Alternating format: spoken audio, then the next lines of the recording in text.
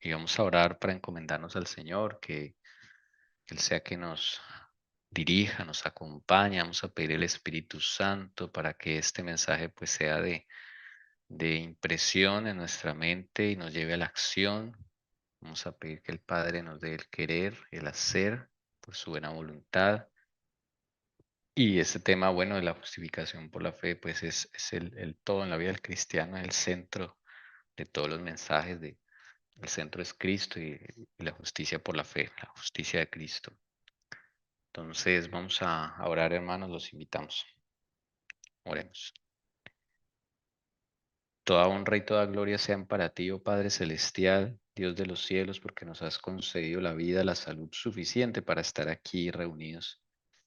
No nos hemos convocado a nosotros mismos, sino que ha sido tu Santo Espíritu el que nos ha llamado y nos ha convocado.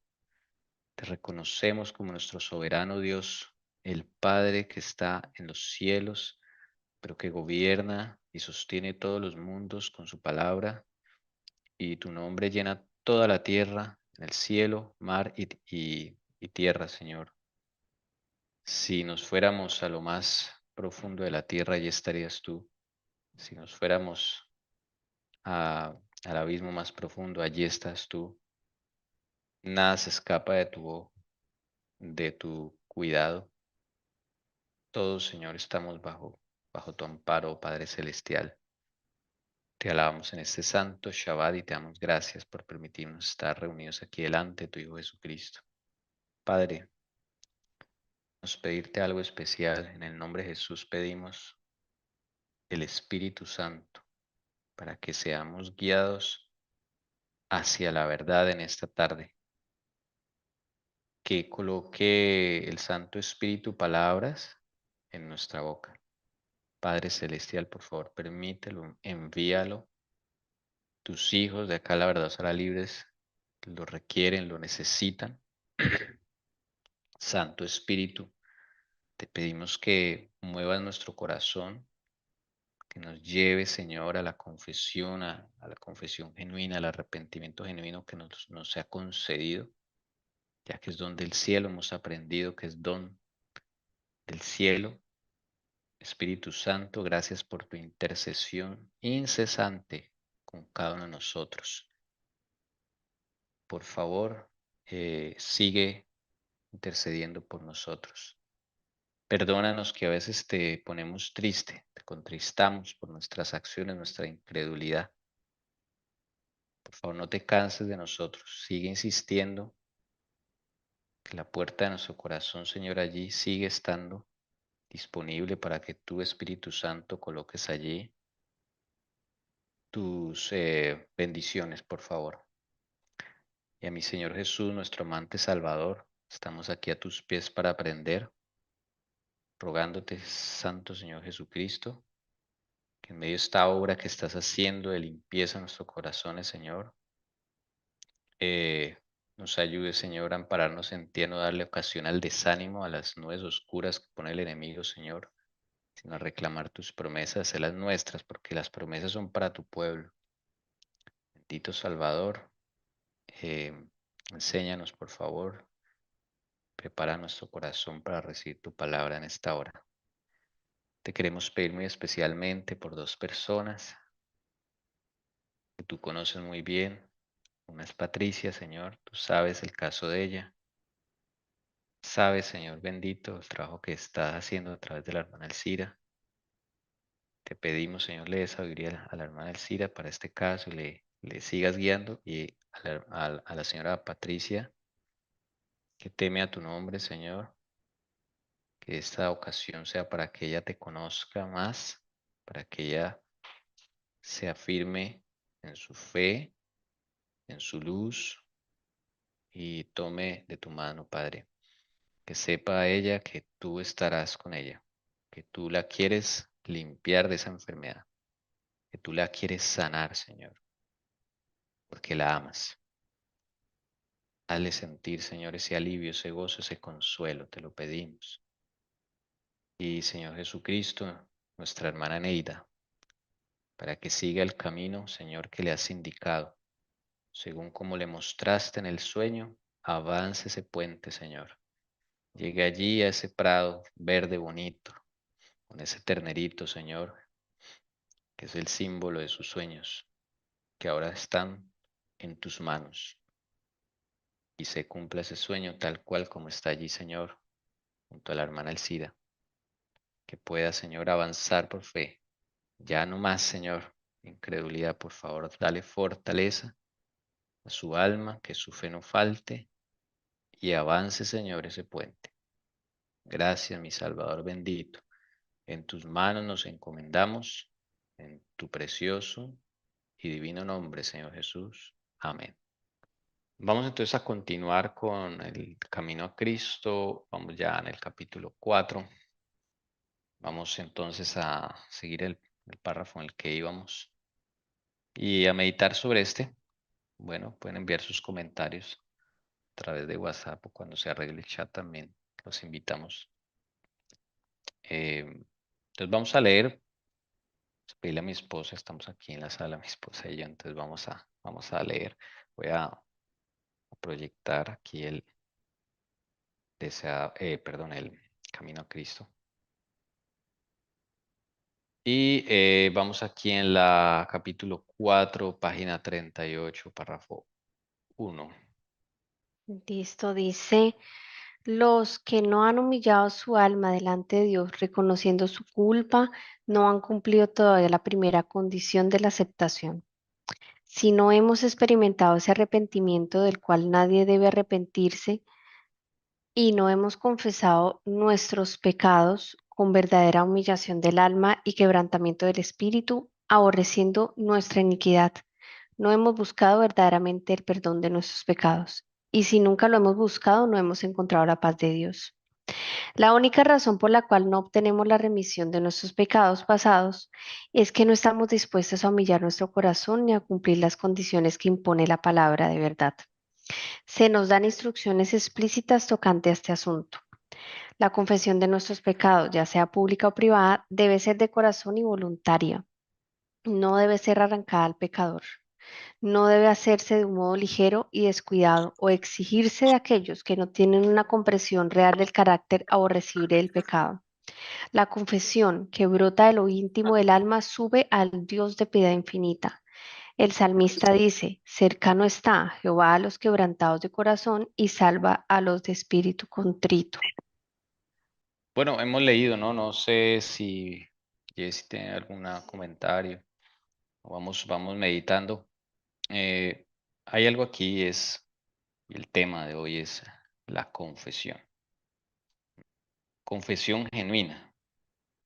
Bueno, a mí me llama, primero me llamó la atención, pero de pronto es comprensión de lectura, no sé si estoy entendiendo bien. Cuando dice si no hemos experimentado ese arrepentimiento del cual nadie debe arrepentirse, me imagino es que no debemos arrepentirnos de experimentar ese arrepentimiento. Me imagino que a eso se refieren. Sí, y es un versículo de la palabra. Ya lo ubicamos. Ok.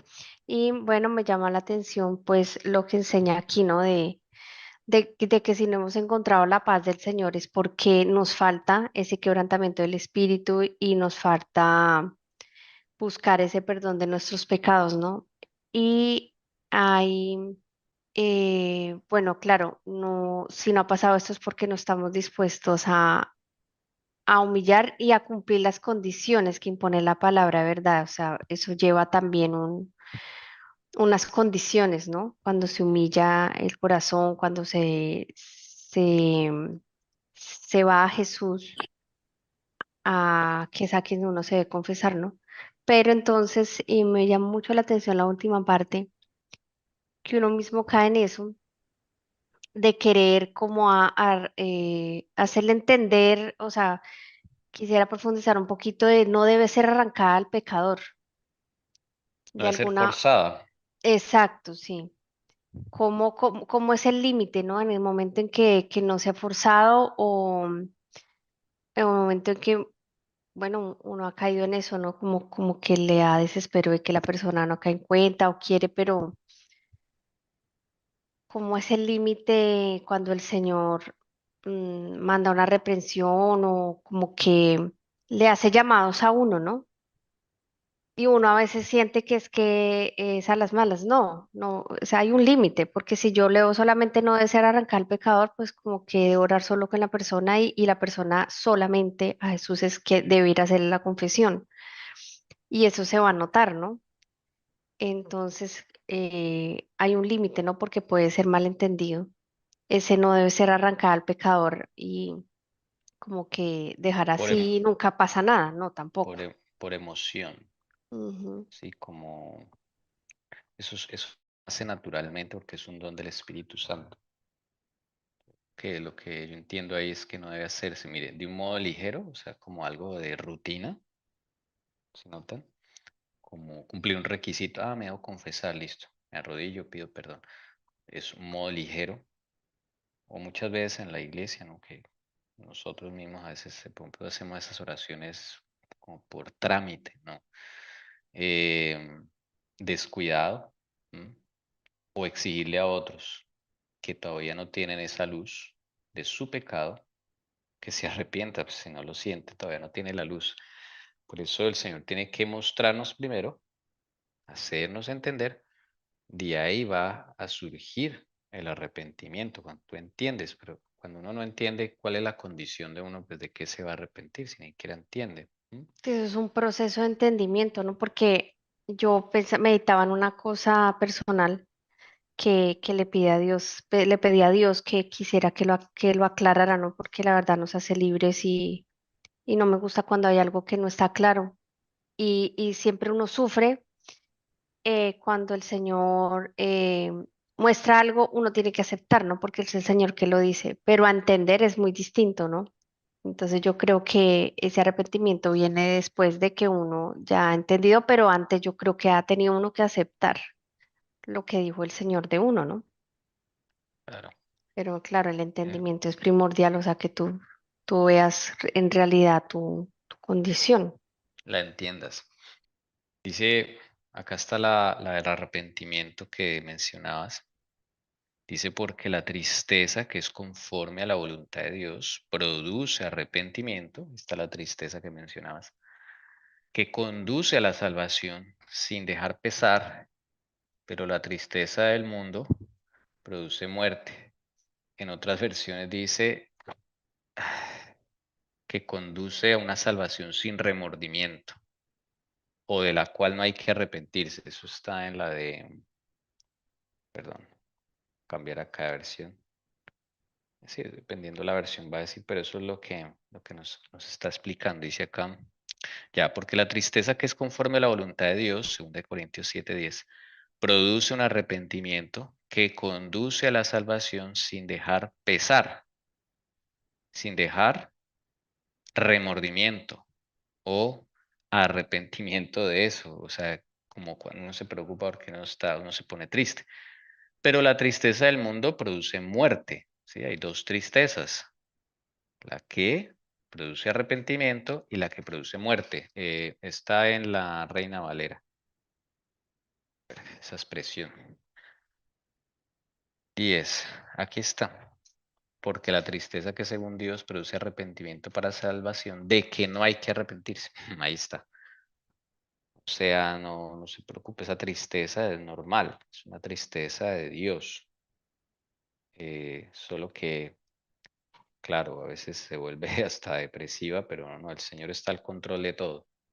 ¿Sí? La tristeza del mundo sí produce muerte, eso es una depresión que lleva hasta el suicidio. Pero la tristeza, según Dios, es para salvación. Claro, cuando uno entiende la condición de uno, cuando Dios se la explica, cuando Dios te muestra, claro, eso produce tristeza. Pero eso brota entonces de lo íntimo, del alma, como dice acá. Yo entiendo lo que el Señor me está explicando. Yo digo, Dios mío, o sea, somos muy malos, soy muy malo, ¿sí?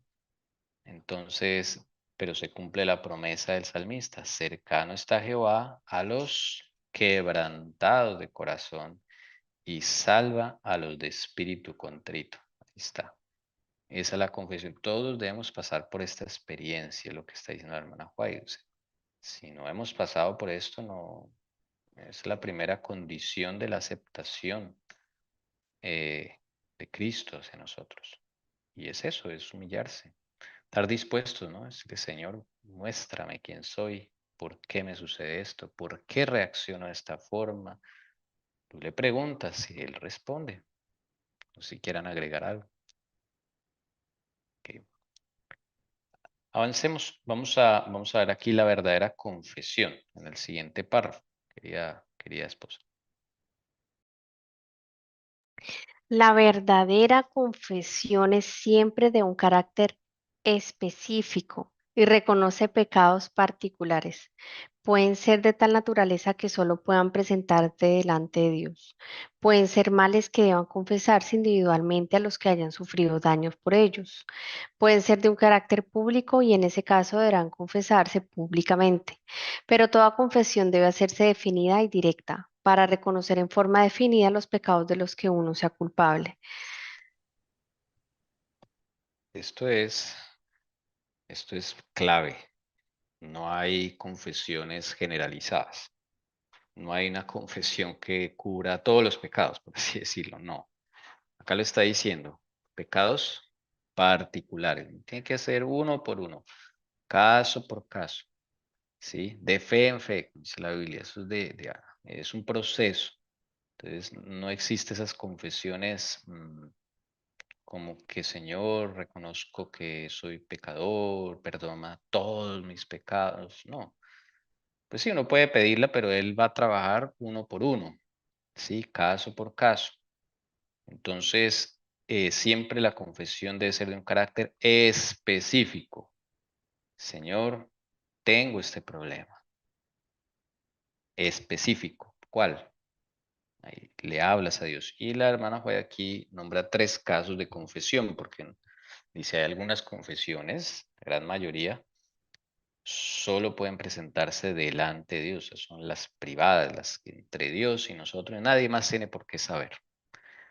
Hay otras confesiones que eh, involucran a otra persona en ese que sufrió daño por ello. Entonces debe confesarse también a la persona afectada, ¿sí? Como dice la palabra, si tienes algo contra tu hermano, ve y habla con él. Y otra puede ser de carácter público. Y en ese caso hay que confesarse públicamente. Claro, cuando el pecado fue público, hay que confesarlo públicamente, porque pues todo el mundo se dio cuenta, fue algo que, claro, el enemigo aprovecha para vituperar el nombre del Padre. Recuerden que Él es el primer afectado eh, con nuestros pecados. Y el hacerlo públicamente es una vindicación del nombre del Padre, del Evangelio, el poder del Evangelio de Jesucristo en nuestra vida. La verdadera confesión no viene de nosotros. Noten que eso es un trabajo del Señor que hace en nosotros para que nosotros lleguemos a confesar realmente y específicamente por esos pecados particulares. No, no, entonces sí, como decía el párrafo anterior, no, esto no es algo de trámite, no se debe hacer de modo ligero, como por ahí, ¿no? Que yo me meto al confesionario y digo todo lo que se me viene a la mente, me dicen rece tantos padres a Marías, sin criticar a nuestros hermanos católicos. Disculpen, esa no es el objetivo, sino que no debe ser algo de trámite, ¿sí? De requisito, ¿no? Es una relación con Jesús, es que realmente estás interesado en limpiar tu vida. ¿Mm?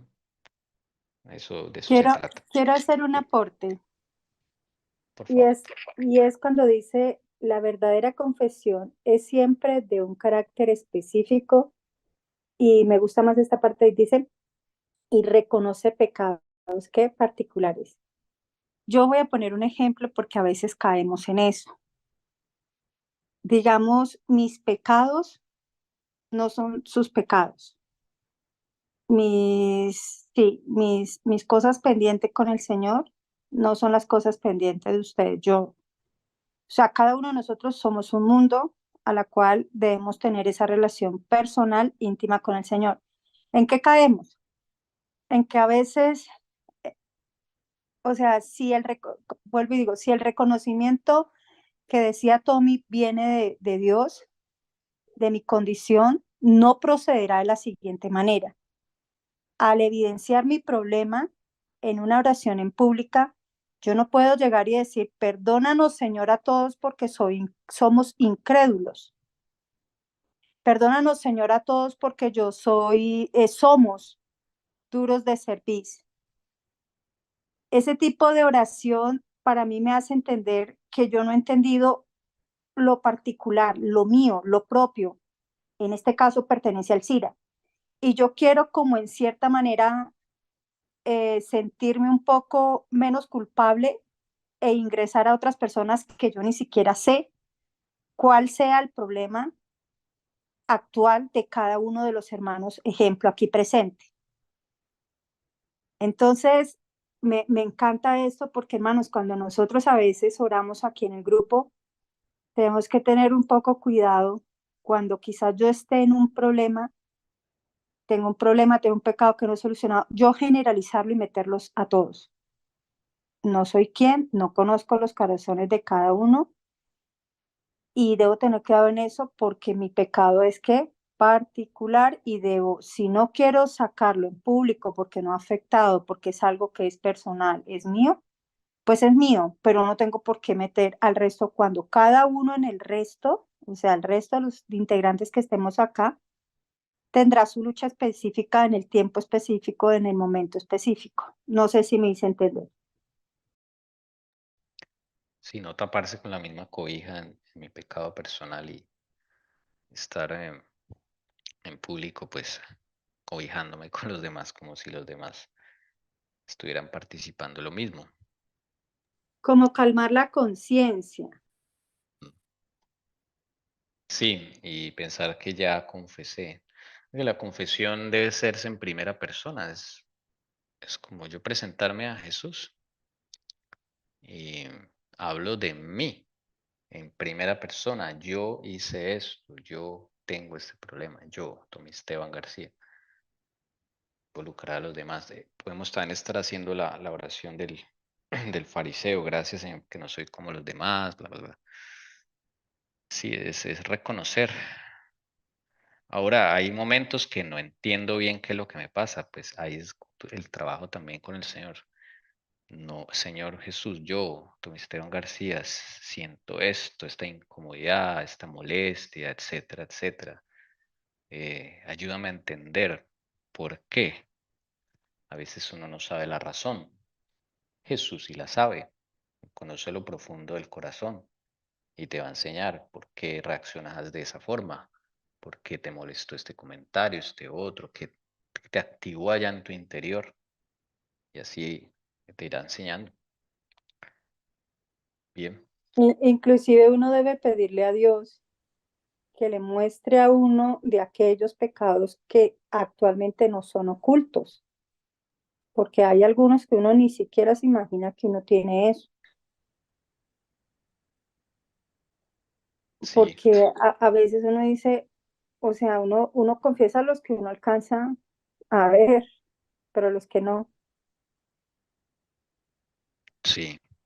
Eso me hace acordar el Salmo 19.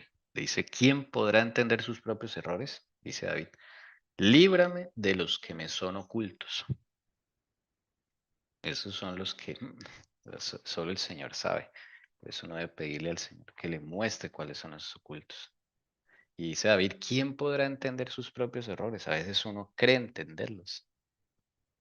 Dios es el que tiene la última palabra, el porqué y la razón real.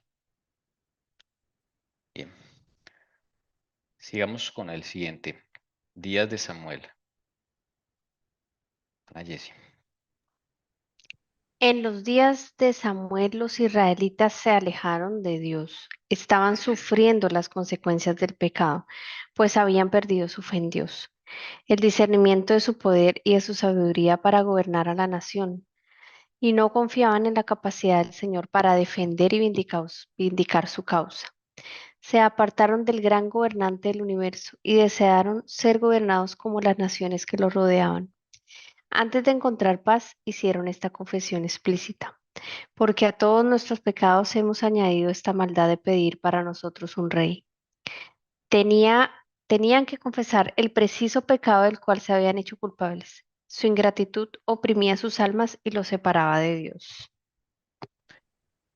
Tremendo. El momento de los días de Samuel, pues es cuando ellos sacan el arca del pacto a una batalla con los filisteos, pensando que el hecho de sacar el arca ya les daba una ventaja, ¿no?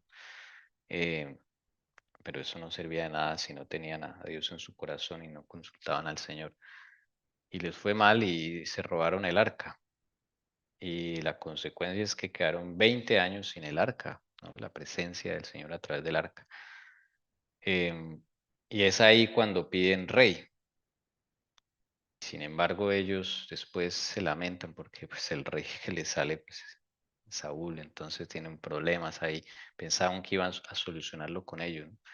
Ese es como el momento para recordar ahí que está haciendo mención la hermana White. No sé si alguien desea O comentar sea, algo allí. yo digo que el arca también lo agarraron como amuleto, Ok. perdieron como la noción y la dirección de lo importante que era tener la presencia del Señor en sus vidas, estando en obediencia, ¿no? Con la ayuda de Dios. Entonces, muchas veces esto va para nuestra época, agarramos en cierta manera llamarlo así amuleto. Ah, es que yo soy el pueblo elegido de Dios, pertenezco ahí, estoy en la iglesia adventista y me creo con derechos que ni siquiera he podido cumplir con los deberes que me corresponden y reclamo derechos cuando ni siquiera me los merezco, ¿no? Sí, o el amuleto, no es que yo guardo el sábado, también se puede convertir en un amuleto. Pero llamemos, tienes razón, y eso a veces también nos puede llevar como al orgullo, ¿no?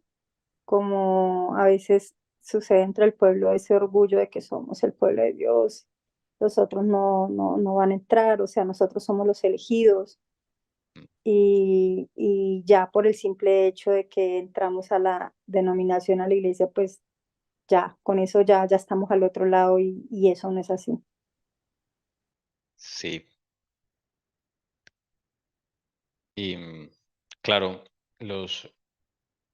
lo curioso es que el pueblo de Israel, pues el Señor los hace conscientes del error que cometieron al pedir un rey y delante del mismo Samuel, porque fue por medio de Samuel que le pidieron, eh, hacen la confesión, ¿no?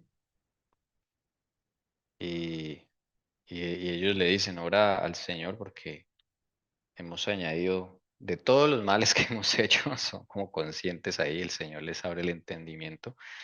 Hemos añadido el de pedir rey para nosotros, o sea, le embarramos. El problema es que ya no se puede, no se podía deshacer eso. Y Samuel les dice, eso está allí en Samuel, dice, no temáis al pueblo, aunque vosotros habéis hecho todo este mal, no se aparten de seguir al Señor, sino sírvanle al Señor con todo su corazón. Pues tristemente ellos no entendieron, ¿no? Que la relación con Dios era personal, es lo que quería el Señor y siempre había ese intermediario. Ellos siempre buscaban como el intermediario. Y si el intermediario era consagrado, entonces todos se consagraban. Y si el intermediario era rebelde, entonces todos se rebelaban. O sea, siempre como que estaba ese intermediario ahí, ¿sí? De turno, o el rey, o el profeta, o el juez, y eran pocos los que tenían una relación personal con el Señor. Otra cosa que dice ahí, y me gusta cuando dicen los días de Samuel, los israelitas se alejaron de Dios. Y ese realmente fue el problema, ¿no? Y muchas veces también nos alejamos de Dios y por eso les decía, nos creemos con derechos de cosas que, que, que no los tenemos porque no andamos acorde con el Señor y empezamos a sufrir consecuencias del pecado. Y entre eso todo lo que se cuenta acá, ¿no? cogen de fetichería el arca, quieren nombrar rey, y cada vez se va agudizando porque el pecado es como una bola de nieve, y va creciendo hasta que llega a su lugar y estalla, ¿no? Pero entonces el inicio de todo eso, hermanos, es alejarse de la presencia, alejarse de Dios, dejar a Dios a un lugar, en un lugar X, y no ocupe el centro de mi vida, de mi hogar, de mi casa. Y bueno, ese es un ejemplo de oración. En este caso es pública, pues porque todos pidieron rey y acá todos están confesando. Erramos. Entonces, es algo específico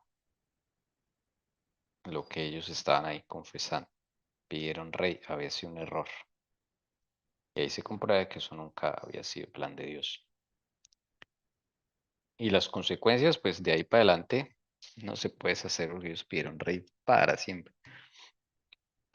Bueno, Dios en medio de todo esto aprovecha, digamos, como aprovecha no, sino que él no se le sale control nada, ¿no? Al final, pues él dice, sí, mi pueblo va a tener rey para siempre, es Jesucristo, el Mesías.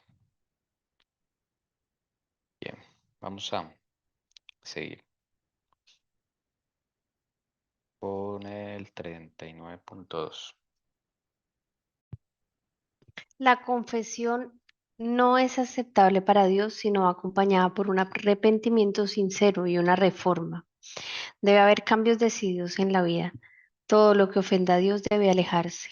Tal será el resultado de una verdadera tristeza por el pecado.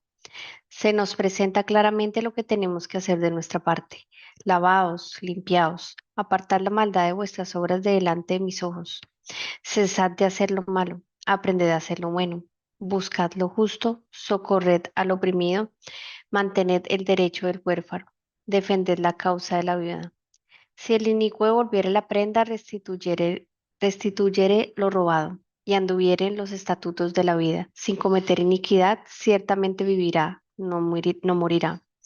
El apóstol Pablo dice, hablando de la obra del arrepentimiento, el que fuisteis entristecidos según Dios, qué solícito cuidado obró en vosotros, y qué defensa de vosotros mismos, y qué indignación, y qué celo, y qué justicia vengativa. En todo os habéis mostrado puros en este asunto. Bueno, aquí está la clave de qué confesión es aceptable y cuál no. Y acá nos dicen exactamente cuál es la confesión aceptable. Es aquella que produce una decisión. Dice cambios decididos en la vida. ¿Cuáles decisiones? Pues primero de que yo quiero dejar el pecado, ese pecado. Segundo, necesito una reforma. Y tercero, pues el arrepentimiento, que es don de Dios, al Espíritu Santo. Si no están esos tres ingredientes en la confesión, pues no es una confesión genuina. Así es. Y es que se siente una tristeza por ese pecado. Claro, cuando hay esa luz, el Señor revela, entendemos nuestra condición, pues el Espíritu Santo nos da primero una repulsión a eso, al pecado, y se produce un deseo, un anhelo de dejarlo. Claro, aquí pareciera que ya, yo lo dejo, fácil, ¿no? Pero cuando tengo una cadena generacional, cuando tengo algo tan fuerte, claro, yo quiero dejarlo, está el anhelo cuando es una confesión aceptable, pero es un proceso el dejarlo, ¿no? Acá sonaría como que es inmediato. No sé ustedes qué opinan.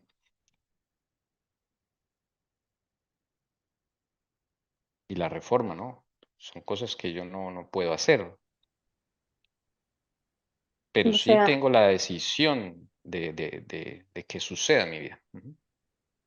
yo lo resumo con entregarle la voluntad a Dios, cuando también dice, se nos presenta claramente lo que tenemos que hacer en nuestra parte. Lavaos, limpiaos, apartar la maldad de vuestras obras de delante de mis ojos. cesad de hacer lo malo y aquí me gusta aprender a hacer lo bueno, buscad lo justo. Cuando el Señor nos manda a limpiar, ¿cierto? Espere que es que no me deja ver ahí, Tommy, para leer. Ahí, listo. Lavaos limpiados, apartad la maldad de vuestras obras. Hay una obra que nos corresponde y esa obra es entregarle mi voluntad, entregarle al Señor el libre albedrío, el derecho, porque Él no se va a meter, en querer abandonar lo que estoy haciendo, porque yo no lo puedo hacer. Pero la unión entre lo que me corresponde, que es entregarle mi voluntad, aceptar mi condición, querer dejarla con el poder de Dios que lleva a cabalidad toda esa buena obra en mi vida, que llamémoslo viene siendo la justificación por la fe, pues es lo perfecto, digamos, de la obra de Dios en cada uno de nuestra vida. Porque cuando aquí dice aprender a hacer lo bueno, cuando tú empiezas a aprender algo, tú no lo haces de un momento a otro, tú empiezas a aprender como el que empieza a aprender a hablar, el que empieza a aprender a hablar otro idioma, el que empieza a escribir. ¿Eso qué es? Un proceso. Durante todo ese proceso de limpieza, de apartarme del mal, de dejar hacer lo malo, de, de buscar lo justo, todo eso es un proceso, pero comienza por mí entregándole la voluntad al Señor para que Él empiece a trabajar con su Santo Espíritu en mi vida. De resto eso no se puede, hermanos. Y esa es la justificación. Yo pongo mi voluntad, el Señor pone el resto y empiezo yo a aprender con Él y es su poder maravilloso y transformador para mi vida. Amén. Amén. Ok. ¿Algo más? Allí pasamos. Pasemos al siguiente párrafo.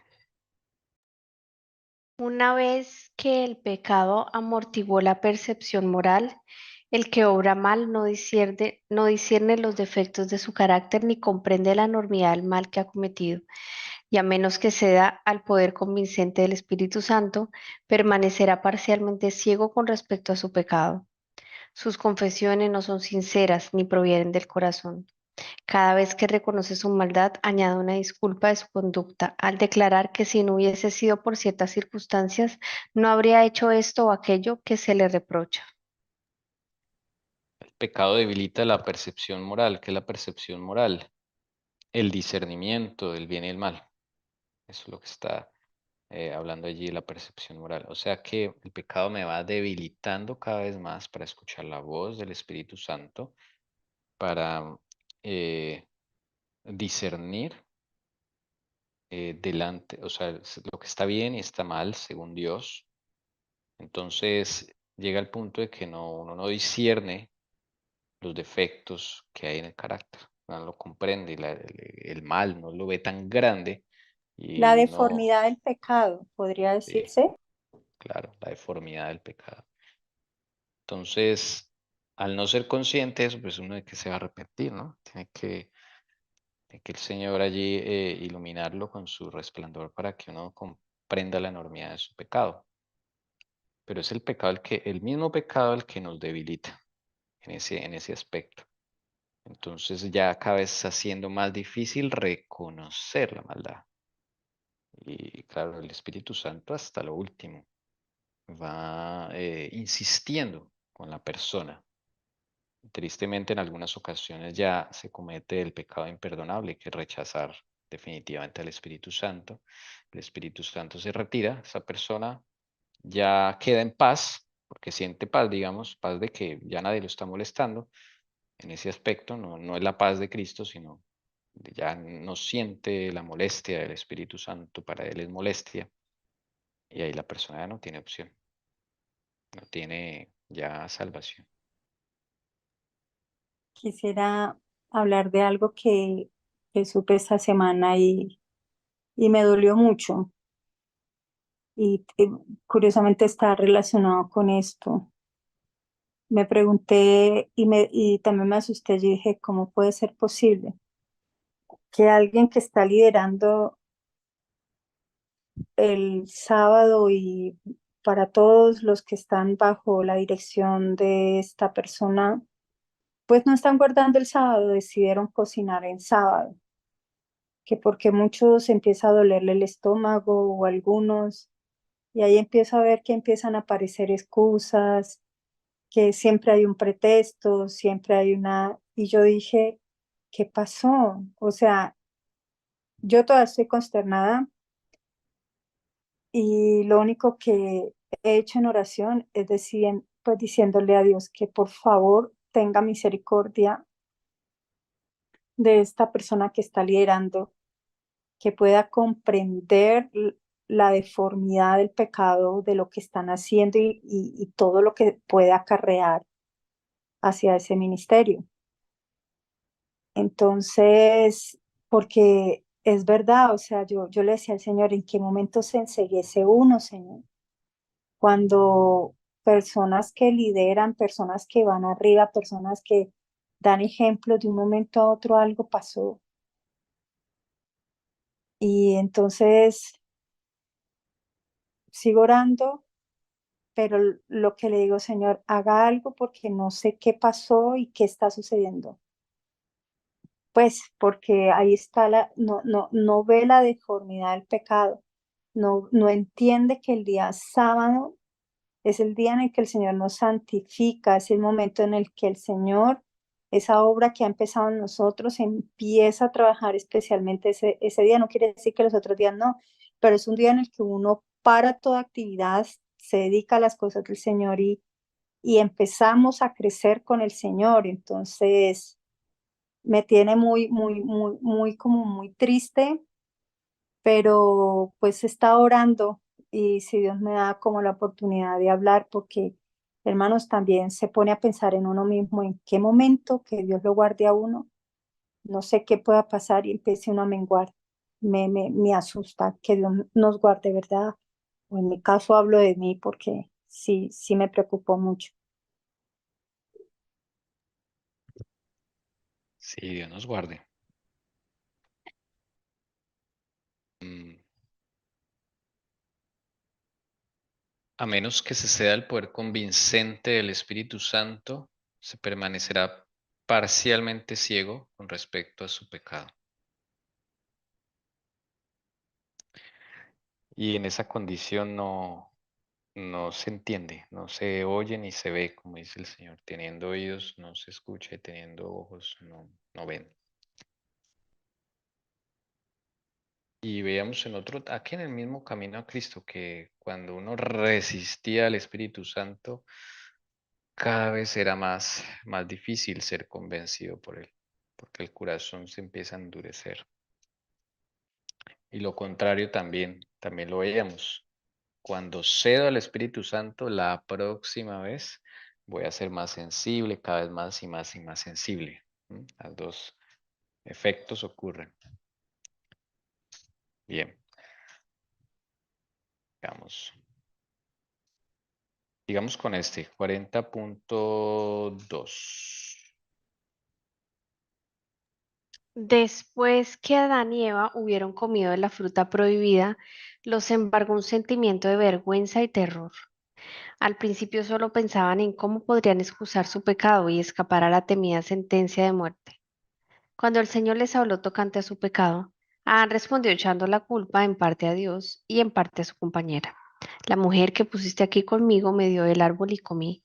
La mujer echó la culpa a la serpiente, diciendo, la serpiente me engañó y comí. ¿Por qué hiciste la serpiente? ¿Por qué le permitiste que entrase en el Edén? Esas eran las preguntas implicadas en la excusa que dio por su pecado, y de este modo hacía Dios responsable de su caída. El espíritu de justificación propia tuvo su origen en el padre de la mentira, y lo han manifestado todos los hijos e hijas de Adán. Las confesiones de esta clase no son inspiradas por el Espíritu Divino y no serán aceptables para Dios. El arrepentimiento verdadero induce al hombre a reconocer su propia maldad, sin engaño ni hipocresía. Como el pobre publicano que no osaba ni aun alzar los ojos al cielo, exclamará: Dios, ten misericordia de mí, pecador. Y los que reconozcan así su iniquidad serán justificados, porque el Señor Jesús presentará su sangre en favor del alma arrepentida. Bueno, ahí está el ejemplo de Adán y Eva, ¿no? Nosotros, es impresionante como nosotros como seres humanos siempre buscamos una excusa, ¿no? Una justificación. Eso es inmediato, es como, "Oh, nos dicen algo que sabemos que estamos haciendo mal y enseguida nosotros vamos a buscar la cobija para taparnos, para cubrirnos, ¿no? Las hojas de higuera, vamos a buscar hacer las hojas de higuera para cubrir nuestro pecado. Y, y no, o sea, acá vemos que Adán y Eva cuando son vestidos de la piel del cordero, es ahí cuando comienzan a entender sobre pecado. Y es cuando son echados del Edén, es que experimentan el verdadero arrepentimiento. Y lo dicen patriarcas y profetas. En este momento, claro, ellos buscan es cómo excusar, cómo cubrirse, cómo resolver la Justificarse. situación, Mm. justificarse, cómo ellos mismos resolver el problema, qué le van a decir a Dios. Yo me imagino porque uno en la mente eso vuela y uno va empezando a argumentar contra Dios sin haber orado, sin haberlo, eh, digamos, sin haber hecho confesión, ya uno está planeando qué le va a decir. Si a veces lo hacemos con los seres humanos, lo hacemos con nuestra mamá, lo hacemos con, sí, que nos dice nuestra esposa, nos dice algo y nosotros ya estamos maquinando las palabras para nuestra defensa, como si eso tuviera defensa. Y entonces, esa es precisamente la confesión que no se debe hacer.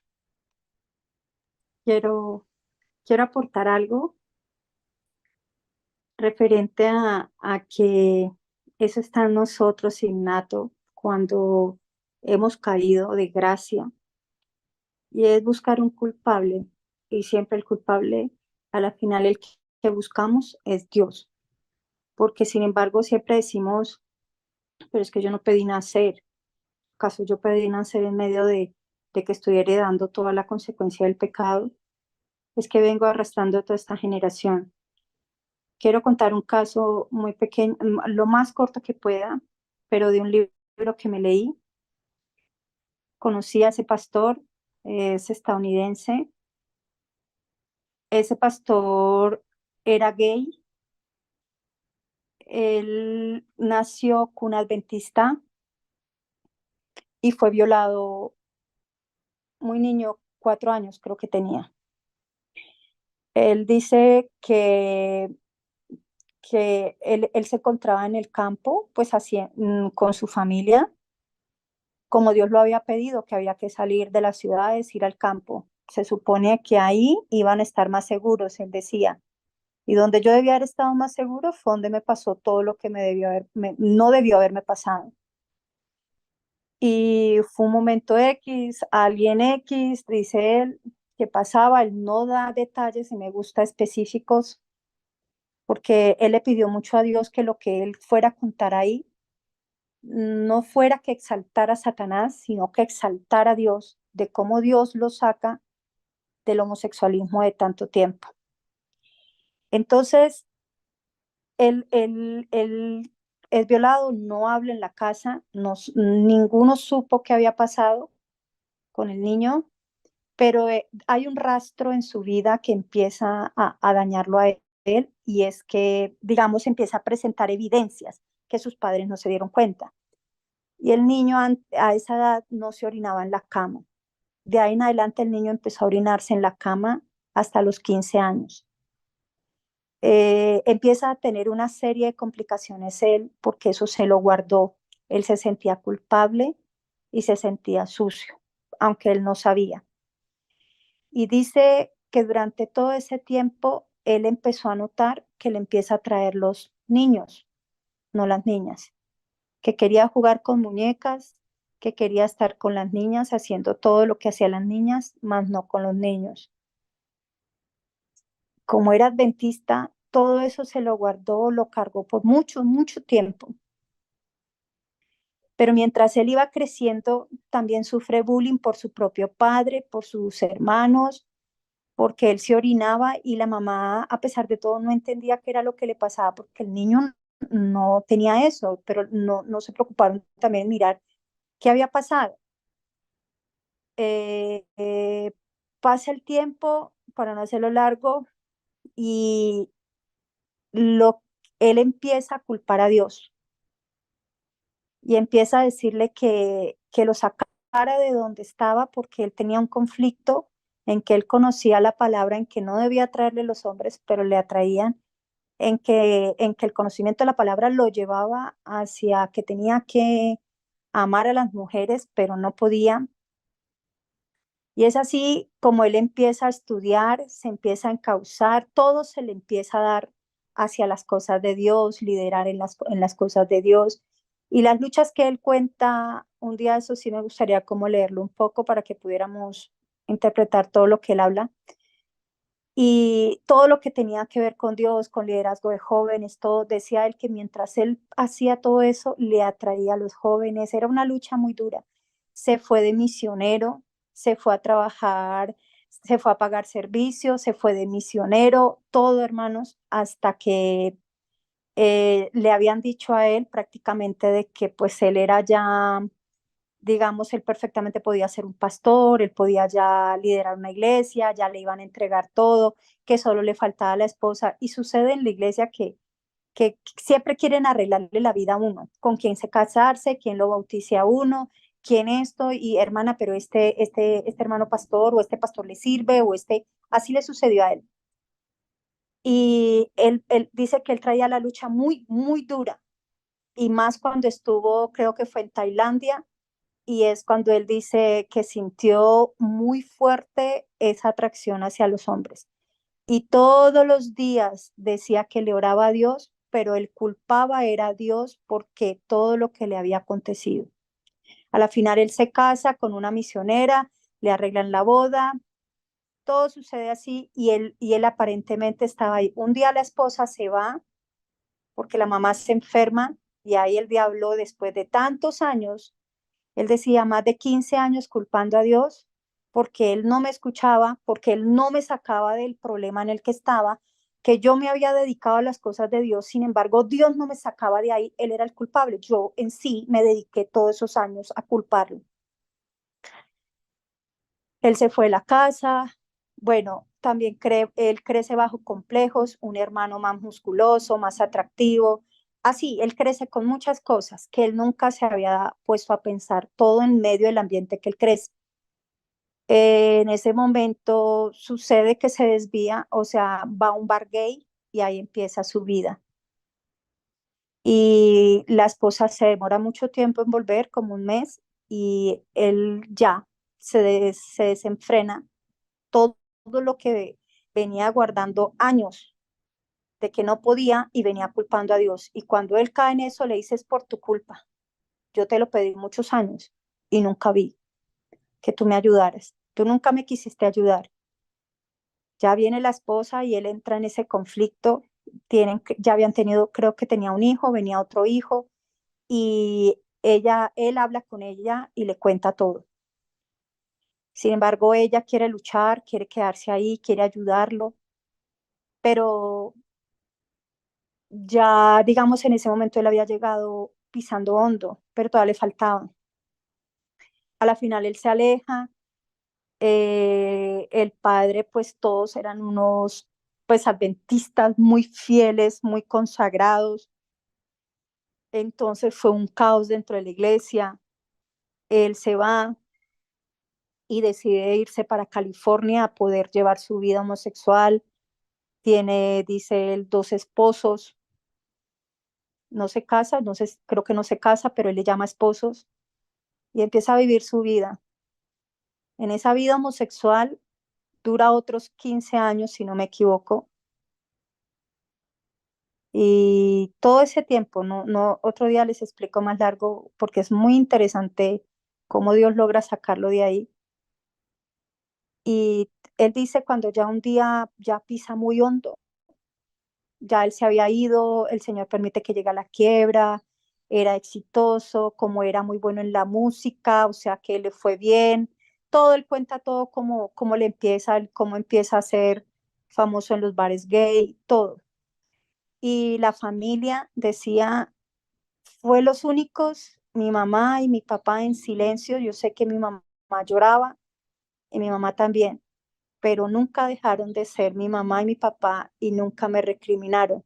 Siempre llegaban con una literatura, imagínense hermanos, la situación de los padres. Él viviendo con el marido, llamémoslo así como él lo llamaba, y los papás llegaban, pero aún así oraban, ponían la iglesia en pleno orar para que Dios de algún día lo sacara. No lo voy a hacer más largo porque tiene que ver con esto. Después de tanto culpar a Dios y Dios permitió que cayera muy, muy hondo con toda su vida, ese momento es cuando empieza la lucha entre darse cuenta él de cómo llegó tan lejos de Dios, cómo se había alejado de Dios y cómo toda la vida había culpado a Dios. Y en ese momento es cuando él empieza a darse cuenta que el culpable no era Dios, que es lo que Dios desea en nuestra vida. Él empieza a mirar su vida y de dónde procedía eso. Y como él se había guardado lo que le había sucedido, él no lo habló, no pudo exponer su caso, no pudo encontrar ayuda. Él creyó desde muy niño en una confusión de que todo eso era normal. Y lo único que hacía era para excusar lo que él venía sintiendo, era caerle a Dios y él era el culpable. Pero Dios quería que él se diera cuenta de dónde había venido la confusión, de cuántos traumas y complejos habían hecho desde pequeño, de cómo su papá lamentablemente en ese momento fue, yo lo llamo un instrumento del enemigo, donde siempre era la burla, era el hazmerreír de la familia, era el pobrecito, el flaquito, todo eso lo fue debilitando y debilitando y debilitando, que él ni siquiera, porque nunca lo pudo decir, solo imagínense hermanos cuando él se casa, es cuando se llegan a enterar de todo lo que él venía y venía atrayendo, pero aún así nadie sabía lo que había pasado. Entonces, cuando uno se encierra en uno mismo, cuando uno culpa a Dios, cuando uno no busca con Dios el problema que yo tengo, de dónde procede, por qué procede, y poder comprender lo del pecado, pues hermanos, hago lo mismo que sucedió acá con Adán y Eva, hago lo mismo que sucedió con el hermano pastor. Y en ese momento él puede entender la condición del pecado, él entiende la justificación por la fe, él empieza a entender de una manera cosas que antes no había entendido y por qué Dios o para qué Dios había permitido pasar por esa situación. Y en ese momento es cuando él dice, vuelvo a casa, me reencuentro con mi Padre celestial, con mi Padre y mi Madre terrenal, abandona su vida y nuevamente es bautizado, nuevamente se casa, después se cuenta porque era alguien que él le había gustado a alguien desde muy pequeña, pero como también fue rechazado, pues todo eso fue minando, que el enemigo sabía para el momento preciso pegarle la estocada. Él nuevamente se encuentra con ella divorciada, se casan, tienen 2 hijos y nuevamente a él lo llaman como pastor. Obvio, como él decía, me cayeron duro porque pues, ¿cómo puede ser posible un homosexual ahorita siendo adventista? ¿Será que pastor? ¿Será que eso sí es cierto? ¿Será que? Y él empieza también a contar esa parte muy hermosa, cómo él vive, entiende la justificación por la fe, cómo pudo entender que desde que dejó de acusar a Dios, comprender su situación, cómo el enemigo le preparó todo, es como él pudo lograr y salir de esa condición. Perdón por extenderme, pero es espectacular ese testimonio. Sí, palabras, ¿no? Increíble. Bueno, si se puede compartir, sería muy bueno, hermana Alcira. Chévere. Sí, he sentido sobre todo algo, lo tuvimos aquí en el grupo cuando en diciembre, es muy bonito y sería chévere poder tener para poder comprender, hermanos, porque no hemos podido salir de cosas que todavía tenemos. ¿A quién estamos culpando? Hemos podido comprender nuestra situación. A veces queremos entender y conocer inclusive cosas que viene del enemigo, pero no las que viene de Dios o conocer a Dios mismo. Entonces, sí, yo dije, este libro es muy bueno. De pronto no todo, pero sí la parte de cómo hoy él está liderando, cómo él tiene su ministerio hoy, anda por el mundo, es sin vergüenza, porque a veces nos da vergüenza poder decir, oiga, yo sufro de esto o sufrí de esto, ¿verdad?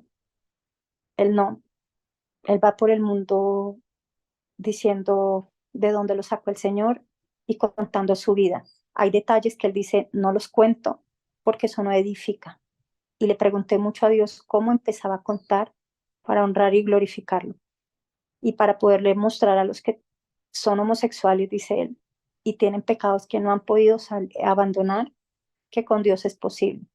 ¿Cómo puede vivir uno la justificación por la fe? Porque tanto lo necesitamos. ¿Cómo yo puedo entregarle mi voluntad a Dios? Que ese es el problema, que yo no quiero cambiar, yo me siento contenta o contento como estoy. Y ese momento, poder que Dios obre en mi vida. Amén. Amén. Bueno, muy chévere. Después de este testimonio para honra y gloria al Señor. Bien, sigamos aquí en estos últimos minuticos, por favor. Dice los ejemplos de arrepentimiento y humillación genuinos que da la palabra de Dios revelan un espíritu de confesión que no busca excusas por el pecado ni intenta su justificación propia. El apóstol Pablo no procuraba defenderse, sino que pintaba su pecado con sus colores más oscuros y no intentaba atenuar su culpa. Dijo, lo cual también hice en Jerusalén, encerrando yo mismo en la cárcel a muchos de los santos, habiendo recibido autorización de parte de los jefes de los sacerdotes. Y cuando se les daba muerte, yo echaba mi voto contra ellos. Y castigándolos muchas veces por todas las sinagogas, les hacía fuerza para que blasfemasen. Y estando sobremanera enfurecido contra ellos, iba en persecución de ellos hasta las ciudades extranjeras. Sin vacilar, declaró, Cristo Jesús vino al mundo para salvar a los pecadores, de los cuales yo soy el primero. Ni maquillarlo, ni justificarlo, ni arreglarlo, tal cual como es. No hay otra opción. Si quieran añadir algo. Me gusta cuando dice, sino que pintaba su pecado con sus colores más oscuros. Tremendo, ¿no? O sea, hasta dónde eso es genuino, o sea, llamarlo como es.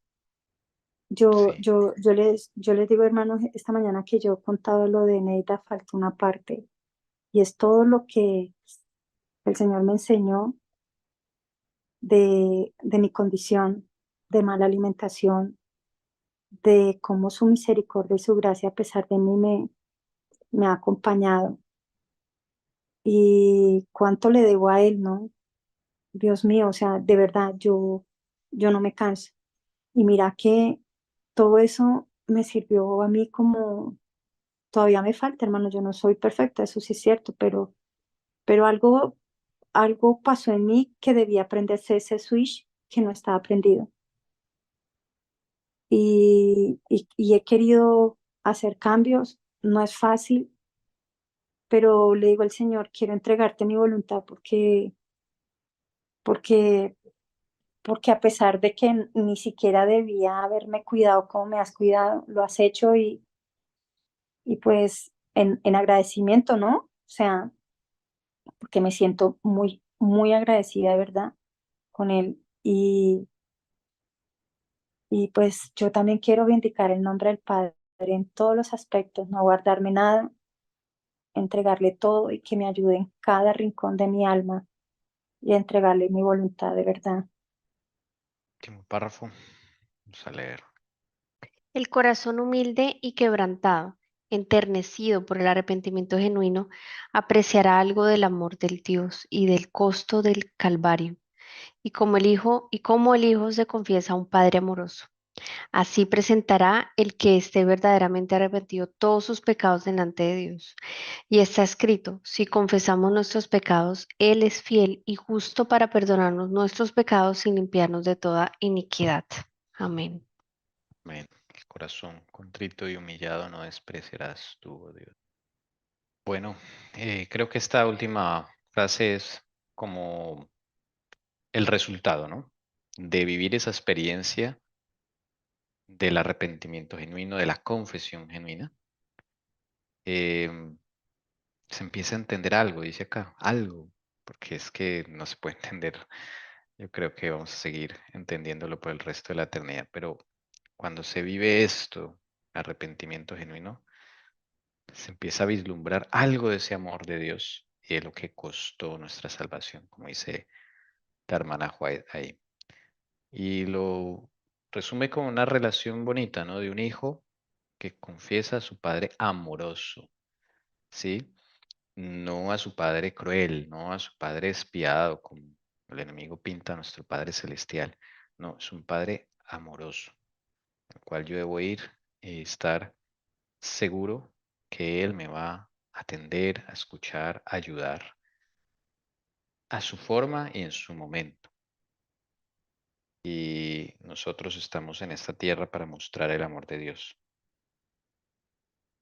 Estamos, como decía el testimonio, ¿no? Que contaba la hermana Alcira, no le avergüenza, ¿no? Todo lo que sucedió, porque es para honra y gloria del Señor. Y todo lo que nos pasa, que a veces no comprendemos, al final va a ser para honra y gloria del Señor. Y qué bonito participar de esa vindicación del Padre, del nombre del Padre Celestial, ser participantes de esa experiencia global, universal, no sé cómo llamarlo, porque verdaderamente es un privilegio. No estamos aquí por casualidad, no ha sido llamada a la verdad o será libres por casualidad, es porque el Señor así lo quiso y tiene un plan con nosotros, un plan con nosotros y Él te invita a que vayas a Él, así como lo dice acá, y le cuentes todo lo que tengas en tu corazón. Desnuda tu Ah, alma ante Él. Y así hallarás descanso para tu alma, como dice la palabra. Se cumplirá el título de este capítulo, para obtener la paz interior, la paz que sobrepasa todo entendimiento y que solo te la puede dar Cristo Jesús. No sé que si hay algo yo más. quiero, sí, quiero decir algo referente a lo que dijiste. Sí, que a este pastor, la verdad, no le da vergüenza. Y yo a veces veo que entre nosotros nos da vergüenza que los mismos hermanos sepan, digamos, por lo que estemos pasando, nuestras luchas, nuestras debilidades, como si fuéramos los únicos, ¿no? Como si, digamos, mi enfermedad de pecado o enfermedad física, otros hermanos tampoco no estuviesen padeciendo. No soy la única, hay más. Y hay más que no saben cómo salir y ni siquiera yo me guardo y soy egoísta de hablar, hermanos, estoy pasando por esto. Y ¿sabe qué, hermanos? Eso es un orgullo, eso es un egoísmo, porque si yo estoy pasando por esta situación, lo que yo le digo, o sea, yo pude comprender a raíz de todo esto mi situación en la alimentación. Tuve tiempos bien, tuve tiempos muy mal, pero siempre creí en algo que fue lo que Dios le mostró a este hermano. Y al menos en esa fe lánguida es cuando el Señor en medio de esta situación la usa para volverme como a redireccionar y a querer abandonar y hacer cosas con el Señor. Y a veces nos avergüenza, hermanos. Nos avergüenza decirles, oiga, yo he estado enferma, he caído en esto, estoy en esto. No sé qué pasa y qué hay en nuestro corazón. Yo he venido pensando que si eso sigue en nuestra vida, es muy difícil que el Señor pueda hacer algo en nuestra vida, porque está acompañado de un egoísmo y de un orgullo. Pero si yo reconozco que por mí, quizás por mis debilidades, que van a volver a ser, se llegarán a ser fortaleza, puedo ayudar a otros hermanos que están pasando exactamente por lo que yo estoy pasando. Puedo guiarlos, porque el Señor ha tenido misericordia y gracia en mi vida. Eso se llama también, eso hace parte de una verdadera conversión en nuestra vida, de un verdadero arrepentimiento, un genuino arrepentimiento. Cómo yo puedo ver que otros están cayendo por donde caigo, cómo otros pueden estar, y como decía este hermano pastor, yo quiero llevarles las buenas nuevas de que si Jesús lo hizo conmigo, lo puede hacer con ustedes. Y yo he notado eso, hermanos, no lo estoy hablando solo en el grupo, pero hay alguien en específico, no voy a dar nombres, y se avergüenza de que se siente enfermo, enferma, y eso es peor, porque empieza un hermetismo, un silencio que conlleva murmuraciones, y que quizás esta persona ha sido tan fiel en la reforma pro salud, entre comillas, porque a veces nos creemos que hemos sido tan fiel por el hecho de dejar la carne, hermanos, dejar los lácteos, pero hemos hecho malas combinaciones. Y entonces, claro, entra el choque en que dice, pero ¿por qué a mí? Si yo que he hecho esto, yo... Y claro, y mientras eso pasa, adivina el Cira como decía, yo que he sido lo peor en alimentarme con el azúcar, volver a la carne y verla tan fiel, y uno dice, uy, ¿y a mí qué me espera? Si ella fue así, imaginé yo. Pero también he aprendido con el Señor que hay justicias propias como trapo de inmundicia. Hay orgullos, hay egoísmo y hay vanidad de vanidades. Y realmente están mostrando su justicia, no la justicia de Cristo en sus vidas. Y a veces esas cosas las usa el enemigo, hermanos. Estoy hablando de este caso, no voy a hablar quién es, donde en lugar de avanzar espiritualmente estoy viendo que está echando para atrás. Y me duele hartísimo en el alma, y yo estoy orando, y todas esas cosas, hermanos, que Dios permite que uno lo vea, que sea de testimonio para nuestra vida, que sea de ejemplo, no para repetir y hacer lo mismo que hace, para no hacer eso, para orar por los que estamos viendo que están errando, para que podamos reconocer, hermanos, quiénes somos.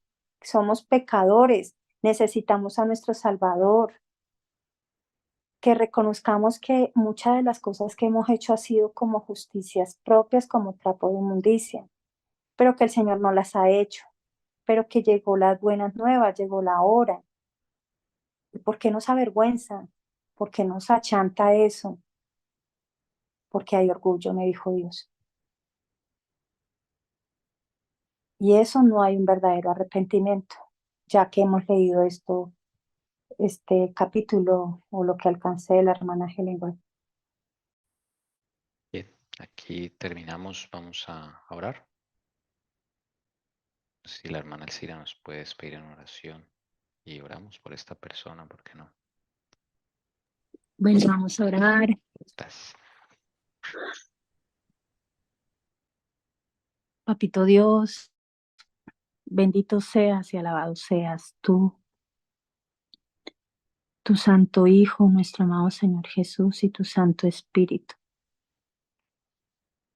Gracias, Señor, por este sábado menos en esta tierra, a pronto encontrarnos en las nubes de los cielos con nuestro Jesús y contigo a encontrarnos en la patria celestial, Señor. Gracias, Señor, Padre, por las bendiciones que nos has dado el día de hoy. Gracias, Señor, por el alimento sólido que nos has dado para el día de hoy.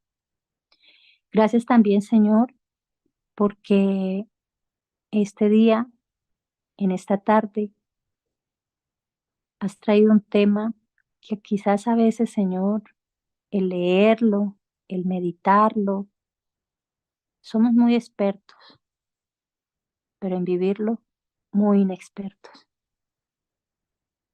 Gracias porque este tema es un llamado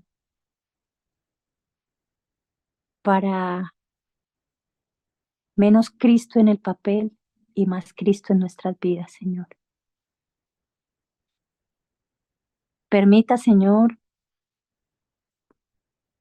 que toda esa vergüenza, todo ese orgullo, toda esa envidia, egoísmo y vanidades, Señor, salga de nuestra vida.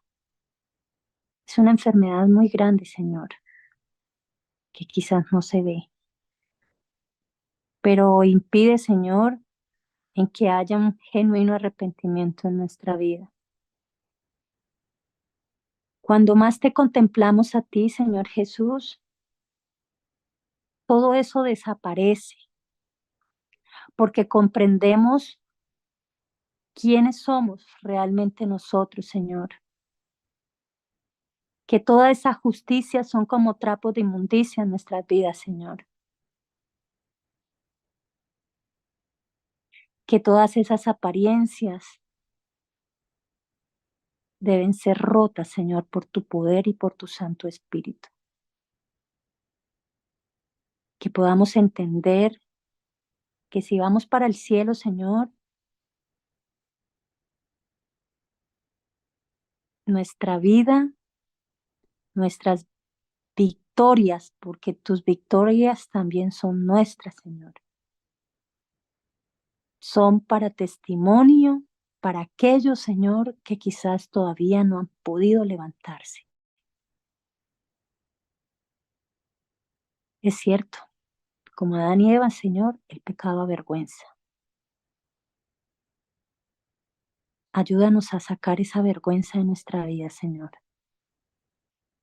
Ayúdanos a que la gente que nos escucha, nos rodee, puedan ver a una mujer o a un hombre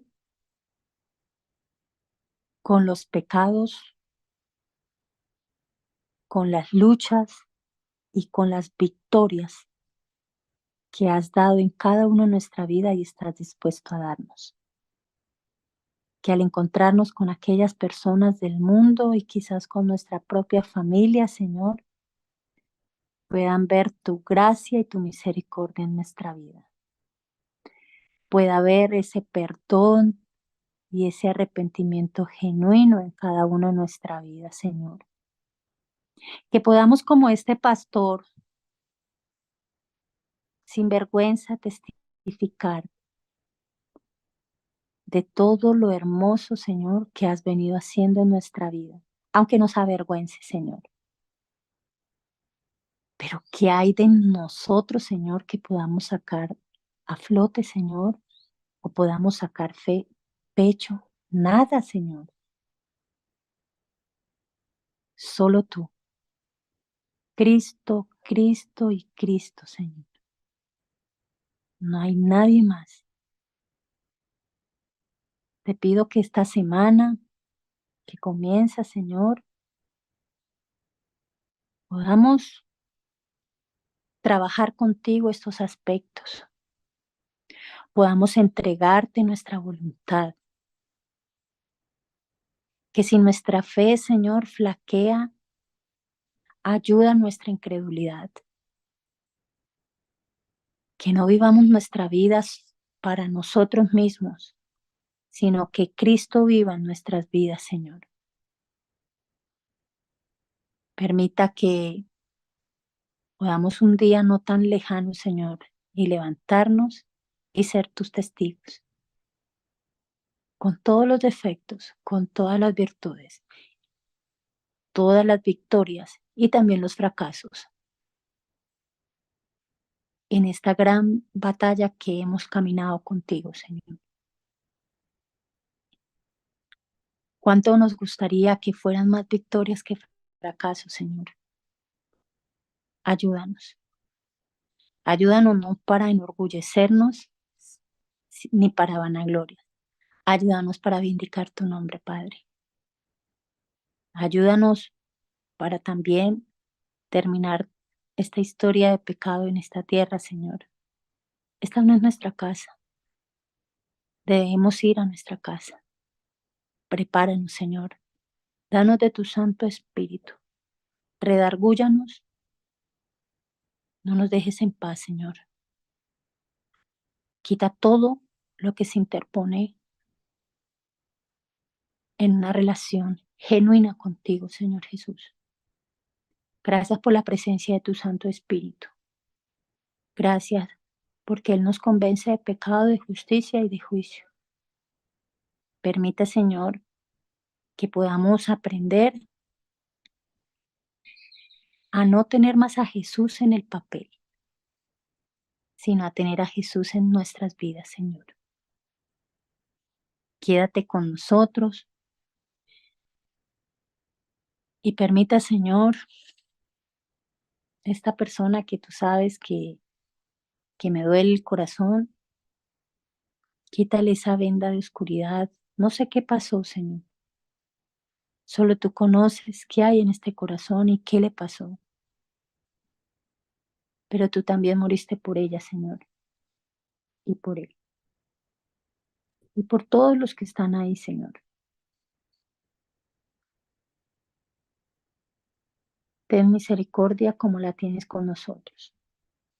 Ayúdalos y ayúdanos a nosotros también. Que tu gracia sea con nosotros esta semana, gracia perdonadora y gracia para vencer. Que tu misericordia nos acompañe y nos ayude a suplir todas esas falencias y necesidades que tenemos para la preparación para el nuevo cielo y la nueva tierra, Señor. Y vindicar tu nombre como no. Gracias, Señor, por todo. Gracias por otra nueva semana que viene.